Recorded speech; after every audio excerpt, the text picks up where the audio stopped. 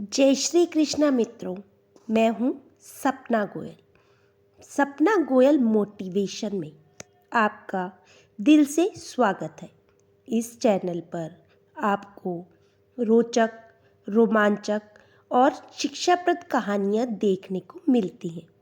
यदि आप मेरे चैनल पर पहली बार आए हैं तो चैनल को सब्सक्राइब कर लीजिए और कहानी अच्छी लगे तो like, share, comment and forward करना बिल्कुल ना भूलिएगा। चलिए चलते हैं आज की कहानी की ओर। बहुत ही पुराने समय में एक गांव था। उस गांव का नाम था खड़ा रहो मैं आता हूँ। बहुत ही अजीबो गरीब नाम रखा हुआ था पूर्वजों ने। आते जाते राहगीर कई बार धोखा भी खा चुके थे। एक बार दो भाई रोजगार की खोज में शहर जा रहे थे तो दोनों ने एक आदमी से पूछ लिया, भैया इस गांव का क्या नाम है? तो बताने वाला बताया कि खड़े रहो मैं आता हूँ। अब तो दोनों भाई सोचने लगे कि ये आदमी शायद किसी विशेष वजह से काम में व्यस्त है, इसीलिए हमें खड़ा रहने के लिए बोल गया है। तो चलो थोड़ा इंतज़ार ही कर लेते हैं। परंतु काफ़ी देर के बाद भी जब वे आदमी वापस नहीं आया तो दोनों ने सोचा कि चलो किसी दूसरे से पूछ लेते हैं। वह आदमी भी यही जवाब देकर चला गया तो दोनों सोच में पड़ गए और सोचने लगे कि बड़ा ही अजूबा गांव है और लोग भी बड़े अजूबे हैं। गांव का नाम बताने के लिए भी किसी के पास फुर्सत नहीं है। दोनों वहां से यही सोचकर आगे बढ़ गए। छोड़ो, इस गांव का कुछ भी नाम हो, हमें क्या लेना देना है। वे आगे बढ़ते हुए दूसरे गांव में पहुंच गए। वहां पर एक किसान खेत में खेती कर रहा था तो उन्होंने उससे पूछा, भाई इस गांव का नाम क्या है? तो उसने कहा, खड़े रहो मैं आता हूँ। वो उन दोनों भाइयों को गुस्सा आ गया। वो बोले, यहाँ कैसे लोग हैं? आप कैसे लोग हो? मैंने गांव का नाम पूछा है और आप बोल रहे हो खड़े रहो मैं आता हूँ। किसान बोला, शांत हो जाओ भाई, ये गांव का नाम ही है। गांव का नाम है खड़े रहो मैं आता हूँ। आप अभी पहले भी लगता है मूर्ख बने होंगे जब लोगों ने बताया होगा खड़े रहो मैं आता हूँ, इसीलिए शायद आपको गुस्सा आ गया। दरअसल ये गांव का नाम ही है। दोनों बोले, हाँ भाई आपने ठीक कहा, हम तो वैसे ही क्रोधित हो गए। ये कैसा गांव है?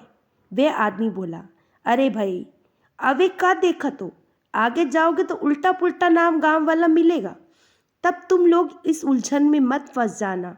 अब बैठो, पानी पीकर ही जाना। किसान ने उन दोनों से पूछा, एक बात बताओ भाई, तुम लोगों का गांव कौन सा है और तुम लोगों का नाम क्या है? तब दोनों ने बताया, हम चंपकवन गांव से आए हैं। हमें वहाँ कोई काम नहीं मिल रहा था तो हम अब शहर जा रहे हैं।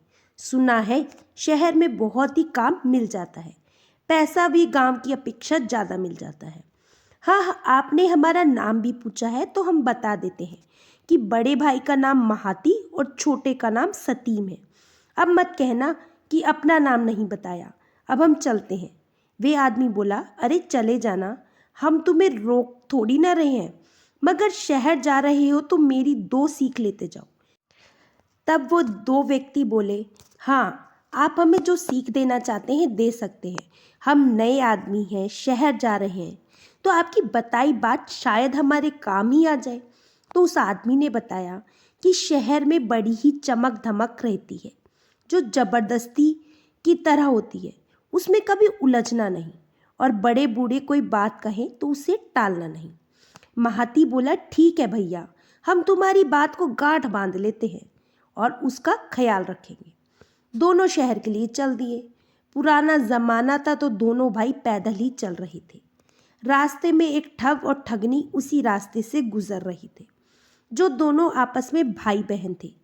दोनों का घर खड़ा रहो मैं आता हूँ गांव में ही था, परंतु गांव से काफ़ी दूर ठगी किया करते थे। उन्हें ठगी के बहुत सारे तौर तरीके पता थे तो आते जाते राहगीरों को ठग लिया करते थे। भाई का नाम निरंजन था, बहन का नाम चंपा था। दोनों ने ठगी को अपना पेशा बना लिया था। ठग भाई की उम्र की लगभग 30 के आसपास थी, जबकि बहन बहुत छोटी थी। उसकी उम्र मात्र लगभग 16 साल की थी। जब उसने दो लोगों को गांव से शहर को जाते देखा तो भाई से बोली, भैया, दो शिकार चले आ रहे हैं, चलो हम इनका शिकार करें। निरंजन बोला, बहन, अभी तुम ठगी में कच्ची हो। शहर की तरफ जाने वाले मजदूरों के पास कोई माल नहीं होता है। ये दोनों कोई व्यापारी या सेठ नहीं है। हाँ, जब ये शहर से लौटेंगे तो हमारी किस्मत ने साथ दिया तो हम इन्हें ज़रूर लूटेंगे, और उनकी किस्मत के साथ दिया तो हमसे बच जाएंगे। तो दोनों भाई शहर में काम की तलाश में चले गए।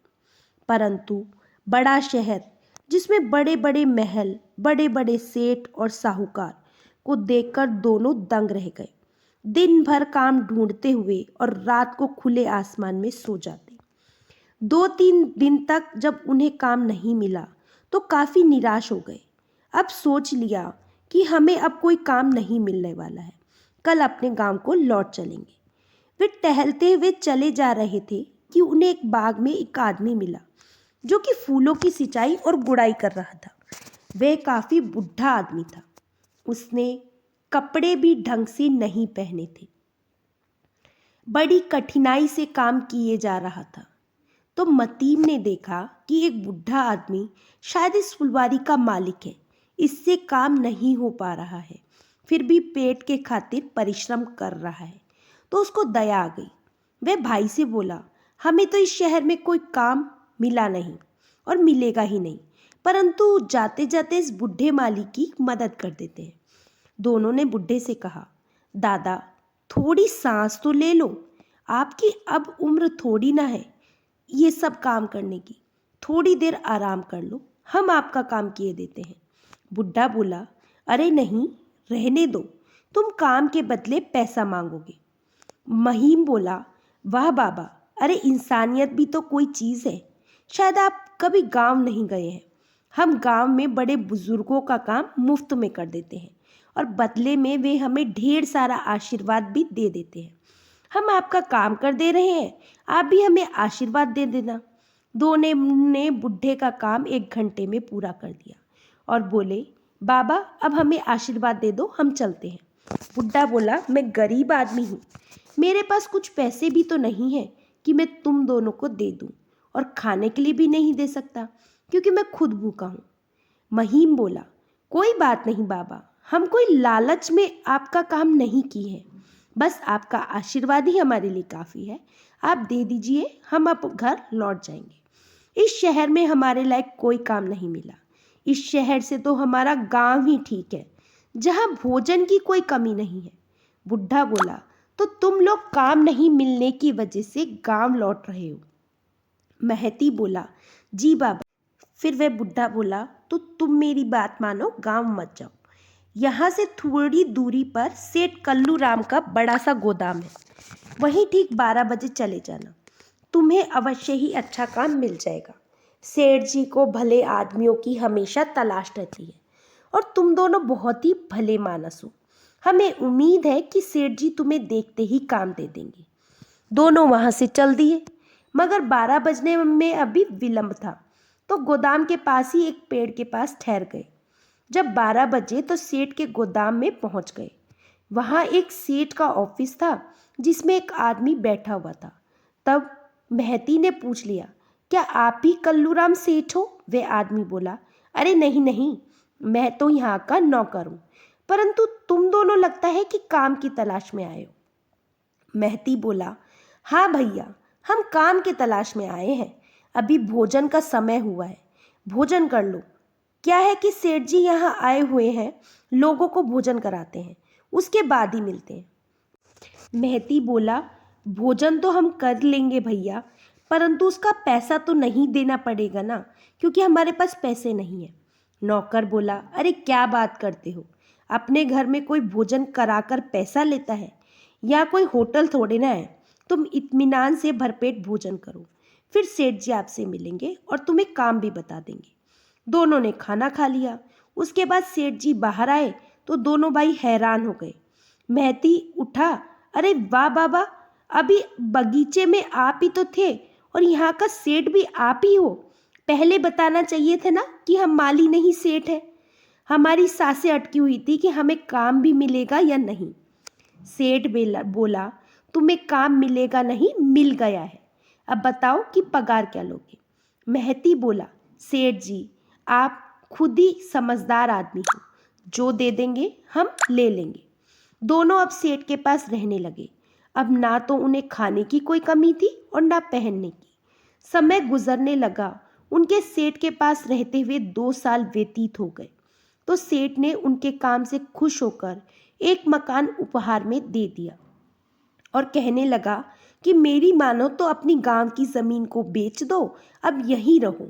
मेरा एक बेटा है जो दूसरे देश में रहता है, वे वहाँ का बड़ा व्यापारी बन गया है। बहू और पोते भी कभी यहाँ नहीं आते हैं।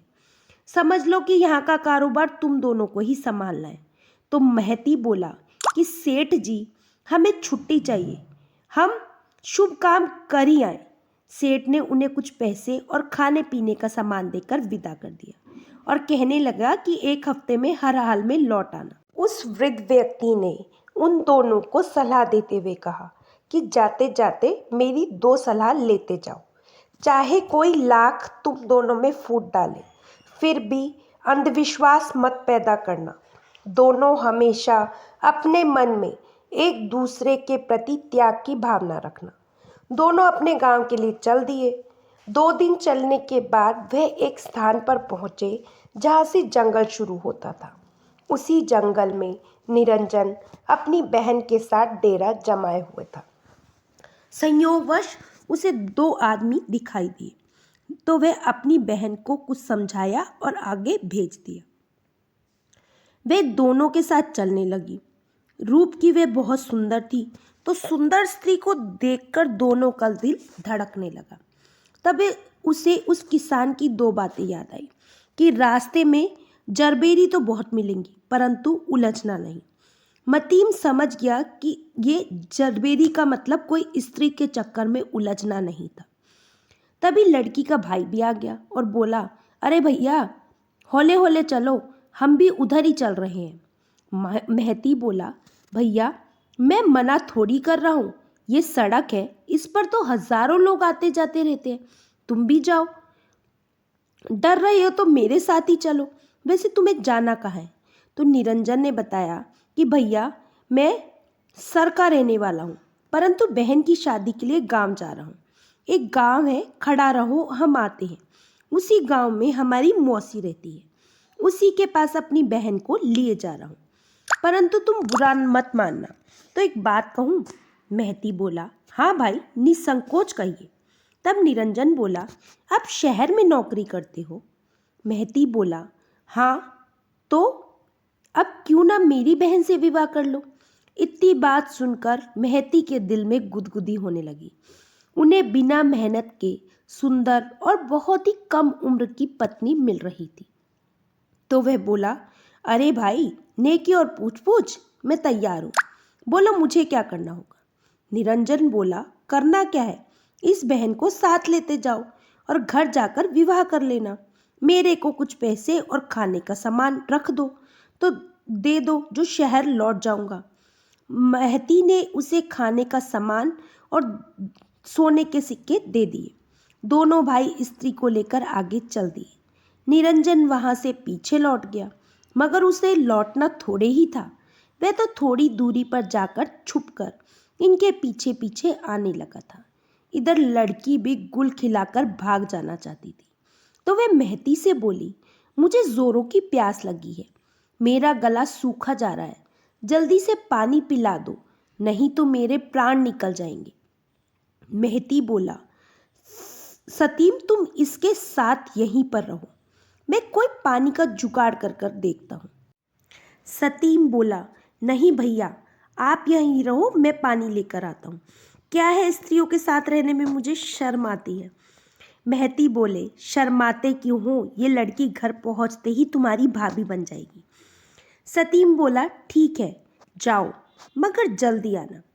महती के जाते ही वे स्त्री बोली, देखो तुम्हारा भाई विवाह के लिए पागल हुए जा रहा है, मुझसे एक बार भी नहीं पूछा कि तुम किसे पसंद करती हो।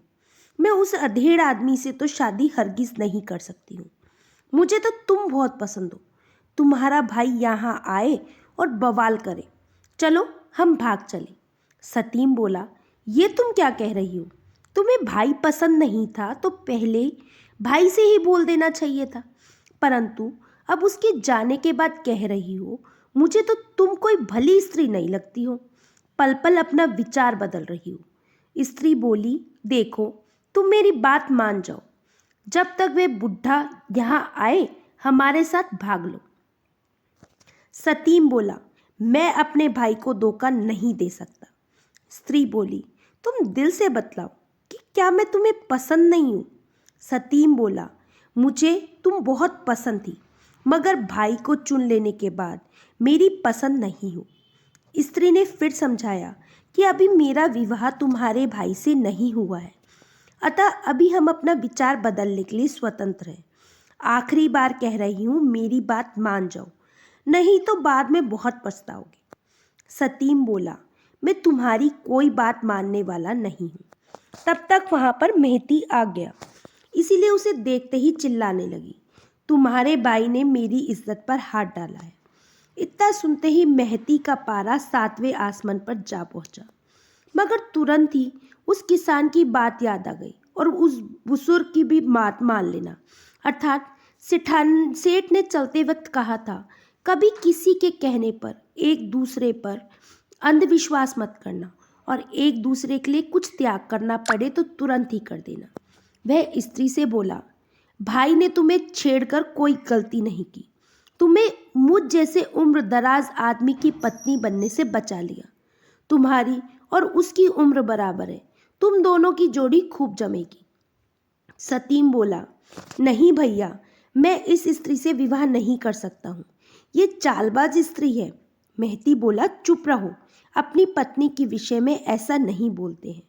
अरे ये अभी कच्चा मिट्टी है, हम जिस सांचे में ढालेंगे ढल जाएगी, हमें इसको नया जीवन देना है। ये रास्ता भटक गई है, इसका भाई इसे बर्बाद करने पर तुला है। स्त्री बोली, नहीं नहीं, मैं तुम्हारी बात में नहीं आने वाली हूँ।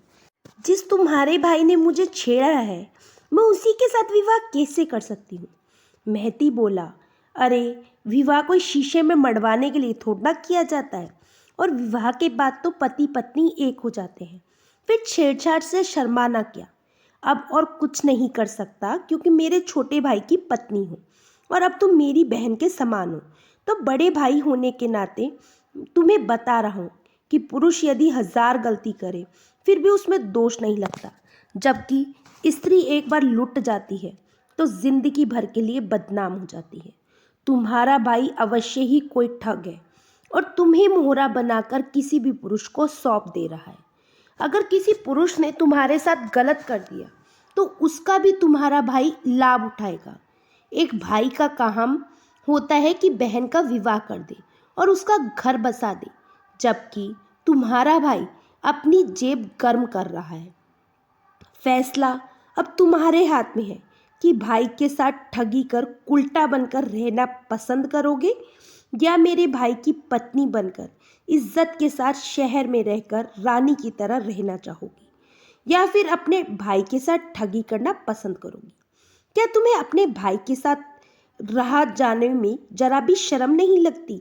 तुम एक स्त्री हो, स्त्री को तो घर से बाहर कम ही निकलना चाहिए, और तुम भाई के लिए ये सब कर रही हो। उसके दिल में तुम्हारे लिए इज्जत नाम की कोई चीज़ नहीं है। मान लो तुम्हारा भाई तुम्हें कुछ घंटों के लिए मेरे हवाले कर दिया है और हम तुम्हारे साथ जाती कर दे, तुम्हारे साथ कोई बदतमीजी कर दे, तुम्हारा भाई क्या तुम्हारी इज्जत लौटा पाएगा? स्त्री की आंखें खुल चुकी थी। वह बोली, बड़े भाई माफ़ करना, मैं ये काम कोई शौक से नहीं कर रही हूँ। मेरा भाई कोई अपना सगा भाई नहीं है, बल्कि सौतेला है। जब उसकी बात का विरोध करती हूँ तो जान से मारने की धमकी देता है और कई बार मुझे मारता भी है। मैं डर से ही वही करती हूँ जो वह कहता है। भगवान का शुक्र है कि मेरी इज्जत अब तक लुटने से बची हुई है। अब आप ही मेरे भाई से मुझे बचाइए, उसके चंगुल से निकाल लीजिए। मैं अभी आप सबको धोखा देकर उसके पास नहीं पहुंची तो कुछ ही देर में वह पुनः आ जाएगा। आप बताइए अब आगे क्या करना है। मेहती बोला, उसकी हर बात सुनती जाओ मगर करो मन की। हम अब तुम्हारे ऊपर उसकी प्रेत छाया नहीं पड़ने देंगे। थोड़ी देर के बाद निरंजन पुनः वापस आ गया और कहने लगा, पहुना, मैं अपनी बहन से कुछ ज़रूरी बातें करने आया हूँ, फिर लौट जाऊँगा। मेहती बोला, हाँ हाँ, शौक से बातें कर लो, आपकी बहन है, अब तुमसे दूर हो रही है तो भाई का फर्ज तो बनता ही है कि उसे कुछ अच्छे गुण सिखा दे।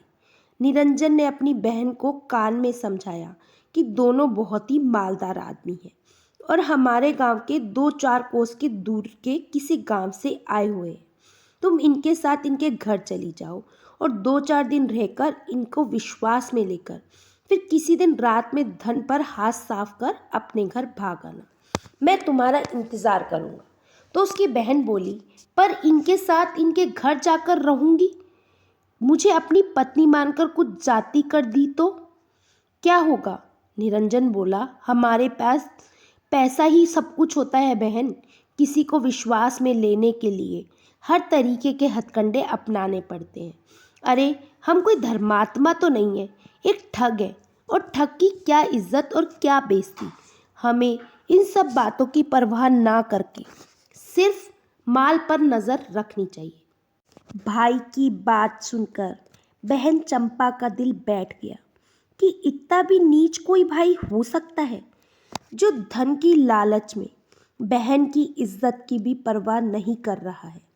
उसके मन में आया कि इसे अभी 2 थप्पड़ लगाकर बता दूं कि मैं अब सचमुच में सतीम से विवाह करने जा रही हूँ।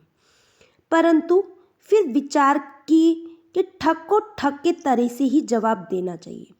तो वे भाई से बोली, भैया चिंता मत करो, मैं पहली रात में ही इनका सारा माल लेकर भाग लूँगी।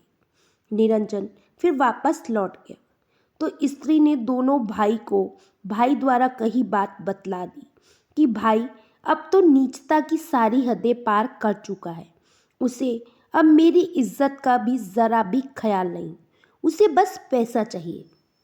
मेहती बोला, अरे तुम अब चिंता मत करो, अब तुम्हारी मान मर्यादा रखना हमारा काम है, हम तुम पर उस दुष्ट की परछाई भी नहीं पड़ने देंगे। मेहती बोला, भाई सतीम, तुम अब हमारी बहू को यहीं से साथ लेकर शहर लौट जाओ। मैं तुम्हें एक दूसरा रास्ता बताता हूँ जिसमें इसका भाई नहीं मिलेगा, क्योंकि उसे बहुत ही बचकर जाना है। इधर मैं अपने गांव जाकर ज़मीन बेचकर फिर 1 हफ्ते में वापस लौट आऊँगा। सतीम बोला, भैया ये स्त्री मुझे धोखा तो नहीं देगी। मेहती बोला, नहीं, इसे पागल कुत्ते ने थोड़ी काटा है कि इज्जत की जिंदगी छोड़कर नर्क में जाएगी। ये मन की बहुत ही अच्छी है, इस पर अविश्वास मत करो, इसे लेकर शहर लौट जाओ। सतीम उस स्त्री को लेकर शहर चला गया। इधर मेहती अकेले ही गांव के लिए चल पड़ा। रास्ते में उई गांव मिला। वे किसान भी मिल गया जो इस बार धान का उसाव कर रहा था। वे देखते ही पहचान गया और कहने लगा, अरे ये तो वही लड़का है जो 2 साल पहले मिला था, परंतु ये तो 2 भाई थे, आज अकेला। तो उससे पूछ लिया, कहो भैया कैसे हो, बहुत दिनों के बाद वापस आ रहे हो, और तुम्हारा भाई भी तो तुम्हारे साथ था, वे कहाँ है। तब मेहती ने बताया, भाई क्या बतलाऊं, शहर से हम आ रहे थे तो दोनों जने, परंतु रास्ते में एक मुलायम बिना कांटे वाली जबरी मिल गई, तो भाई को सलाह दिया कि तुम इस जबरे को लेकर शहर लौट जाओ। वह किसान बोला, भाई अच्छा किया जो अपने भाई को नेक सलाह दी, वरना आजकल कहाँ ऐसे लोग मिलते हैं जो किसी अनजान स्त्री को सहारा दे सके। तुम बहुत ही भले आदमी हो जो स्त्री के प्रति अच्छे विचार रखते हो। क्या मैं तुमसे एक बात कह सकता हूँ, तुम मेरी बात को मान लोगे। तो मेहती बोला, कहो भाई, मैं तुम्हारी बात मानकर ही तो अब तक चल रहा हूँ, तुमने मुझे लाख लाख की एक एक बात बतलाई थी। किसान बोला, देखो मैं अपनी बहन की शादी के लिए पिछले 10 वर्षों से पैसा इकट्ठा करने की सोच रहा हूँ, परंतु अब तक कुछ भी नहीं कर पाया। बहन की उम्र निकली जा रही है, मगर मैं कुछ नहीं कर पा रहा हूँ। अब वे तुम्हारी ही उम्र की हो चली है, मैं चाहता हूँ कि तुम मुझ गरीब की बहन से विवाह कर लो। मेहती बोला, भाई आपने ठीक सोचा है, मैं अवश्य ही आपकी सहायता करूँगा, परंतु आज नहीं। आज के तीसरे दिन शहर के लिए लौटूंगा तो आपकी बहन से विवाह करके उसे साथ ले जाऊंगा, शहर लौट जाऊंगा। किसान बोला, भैया बहुत बढ़िया, तब तक मैं बहुत सारा प्रबंध भी कर दूंगा। मेहती लौट गया तथा अपनी ज़मीन बेचने की बात चलाई तो उसके अपने सगे चाचा बुआ, ज़मीन काहे के बेच रहे हो? अरे ज़मीन ही तो है जो तुम्हें हमसे जोड़ कर रखेगी, और फिर ज़मीन की कीमत भी कितनी मिलेगी, तो तुम हर महीने कमा लोगे। मेहती बोला, तुम ठीक ही कहते हो चाचा, हम ज़मीन नहीं बेचेंगे, बल्कि अब उसकी देखभाल आप खुद ही करो। हम उसी के वास्ते आपसे मिलने आते रहेंगे और हमारा गांव से भी लगाव बना रहेगा। 2 दिन रहकर मेहती शहर के लिए चल पड़ा। उससे पहले वह उई गांव गया और किसान की बहन से विवाह करके उसे साथ लेकर शहर लौट गया। जब सेठ ने देखा कि दोनों अपने लिए पत्नी भी साथ लाए हैं तो पूछ बैठा, अरे तुम दोनों की कोई लॉटरी लग गई क्या, जो दोनों एक हफ्ते के अंदर पत्नी लेकर आ गए, वह भी बला की खूबसूरत लड़कियां। तब मेहती ने बतलाया, सेठ जी दोनों किस्मत की मारी थी, मगर जिंदगी में तकदीर हर किसी की एक बार बदलती है। कोई उसका लाभ उठा लेता है, कोई हाथ पर हाथ धरे बैठा रह जाता है। वक्त पर कही हुई बात और वक्त पर बरसात बहुत ही फलदायी होती है, जबकि बेवक्त कही बात और बिना मौसम बरसात संकट में डाल देती है। अब दोनों स्त्रियों की जिंदगी बदल चुकी थी, उनके दुख के दिन खत्म हो चुके थे। उधर निरंजन जब कई दिन तक इंतजार करने के बाद भी उसकी बहन वापस नहीं आई तो परेशान हो उठा। सोचने लगा कि बहन प्रेम के चक्कर में तो नहीं फंस गई, कहीं सचमुच उसने विवाह तो नहीं कर लिया। अगर उसने ऐसा कर लिया तो मेरी तो ठगी की दुकान बंद हो जाएगी। तो वह ढूंढता हुआ चंपापुर गया, परंतु जब उसे पता चला कि मेहती या सतीम यहाँ नहीं रहते, वे तो किसी शहर में रहते हैं, अब ठग निरंजन शहर जाने की हिम्मत नहीं जुटा पाया। उसे अब अपनी बहन से विश्वास उठ चुका था। उसे लग रहा था कि उसकी बहन धोखा देकर भाग गई है और शहर में कहीं मिल भी गई तो मुझे ही पिटवा देगी। जमाना ही उल्टा हो गया है। बहन भाई को ठग कर चली गई। सोचा था काम कर कर खिलाती रहेगी, मगर इसने तो उसे निकम्मा कर दिया, वरना बहुत काम की थी। अब तो ठगी छोड़ने में ही भलाई है। दूसरे के सहारे जिंदगी नहीं गुजरती। अब निरंजन को सूखी रोटी भी नहीं मिलने वाली थी। वह उदास होकर उठा और दूसरे के खेतों में काम करने निकल पड़ा। धीरे धीरे उसे मेहनत रास आने लगी और उसे अपने पिछले कुकर्मों से घृणा होने लगी। उसे देर से ही समझ में आ गया कि ठगी एक बुरी बात है। तो मित्रों, आशा करती हूँ दोस्तों आपको ये कहानी अच्छी लगी होगी। कहानी अच्छी लगी हो तो चैनल को लाइक, शेयर, सब्सक्राइब करना ना भूलिएगा। कहानी को आगे फॉरवर्ड भी कीजिएगा। फिर मिलेंगे दोस्तों एक नई कहानी और एक नए विचार के साथ। तब तक हंसते रहिए, मुस्कुराते रहिए, स्वास्थ्य का ध्यान रखिए और हाँ, कहानी को फॉरवर्ड करना बिल्कुल ना भूलिएगा। जय श्री कृष्ण।